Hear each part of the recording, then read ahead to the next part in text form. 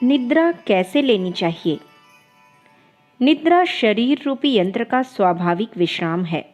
दिन में मानसिक एवं शारीरिक कार्य करने से शरीर क्लांत हो जाता है।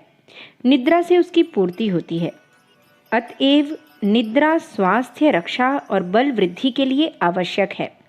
निद्रा के बिना कोई भी मनुष्य अधिक दिन तक जीवित नहीं रह सकता। जिस प्रकार काम करने के लिए दिन है, उसी प्रकार शयन के लिए रात्रि है। निद्रा में अधिक समय व्यतीत नहीं करना चाहिए। स्वास्थ्य के लिए अधिक निद्रा की नहीं, किंतु प्रगाढ़ निद्रा, स्वप्न दूषित 8 से 10 घंटे की हल्की निद्रा की अपेक्षा अधिक हितकारी है। दीर्घ निद्रा हानिकारक है। इस कारण निद्रा जितनी दीर्घ होती है, उतनी ही हल्की होती है। एक युवा मनुष्य के लिए 24 घंटे में केवल 5 से 6 घंटे की निद्रा पर्याप्त है। शीत ऋतु की अपेक्षा ग्रीष्म ऋतु में, निरोग मनुष्य की अपेक्षा रोगी मनुष्य को, बड़े आदमी की अपेक्षा छोटे आदमी को या बालक को, एवं शारीरिक परिश्रम करने वाले मनुष्य की अपेक्षा मानसिक परिश्रम करने वाले मनुष्य को अधिक निद्रा की आवश्यकता है।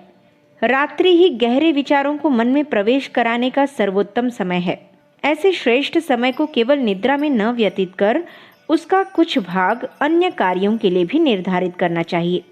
ग्रीष्म ऋतु में दोपहर के समय विश्राम करना स्वास्थ्य के लिए अच्छा है। निद्रा प्रकृति दत्त अमूल्य वस्तु है।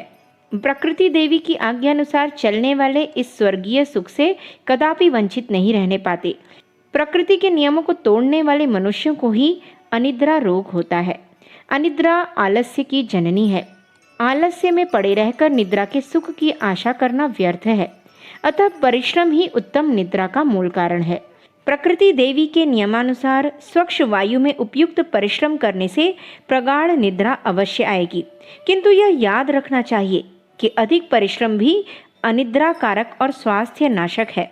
उत्तम निद्रा आने पर बुरे स्वप्न की संभावना नहीं रहती।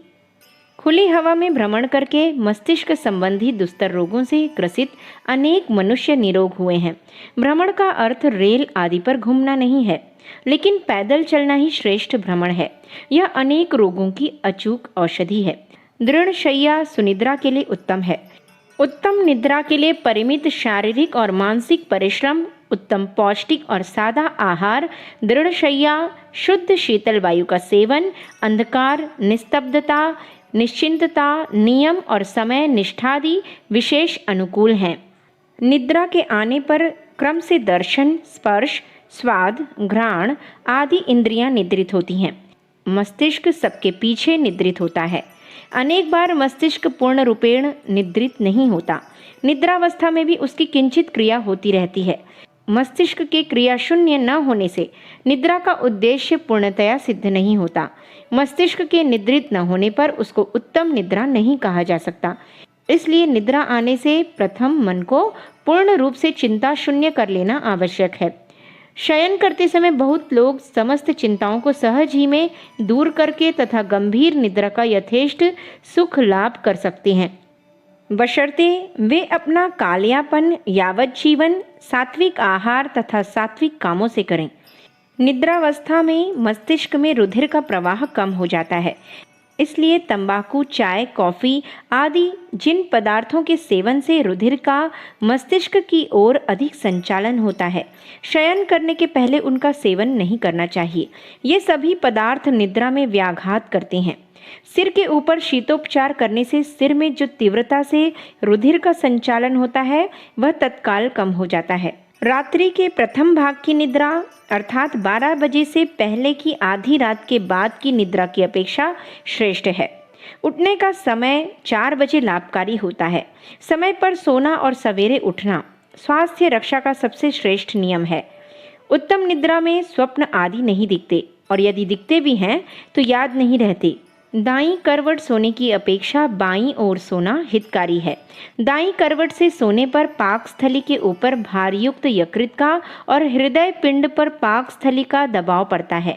सीधा यानी चित्त होकर शयन करना अत्यंत हानिकर है, क्योंकि ऐसा करने से रुधिर संचालन में बाधा पड़ती है, स्नायुओं के ऊपर दबाव पड़ता है। इस कारण स्नायुओं में दुर्बलता उत्पन्न हो जाती है, इसलिए दक्षिण करवट से शयन करना ही हितकर है। सिर को उत्तर की तरफ करने से बहुत हानि होती है। दक्षिण की ओर पांव करके शयन करना निषिद्ध बताया गया है।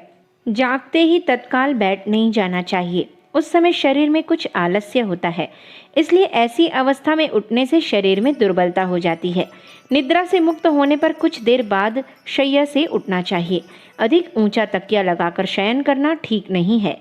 ऐसा करने से श्वासोच्छ्वास की क्रिया ठीक तरह से संचालित नहीं हो पाती। शयन के स्थान से दीपक या लैंप दूर रखना चाहिए, यानी उसकी रोशनी नेत्रों पर न पड़नी चाहिए। अखंड ज्योति, फरवरी सन 1952, पृष्ठ संख्या 20-21। हमारे YouTube चैनल विचार क्रांति दूत अखंड ज्योति पत्रिका को सब्सक्राइब करें एवं अगली वीडियोस प्राप्त करने के लिए बेल आइकन दबाएं। धन्यवाद।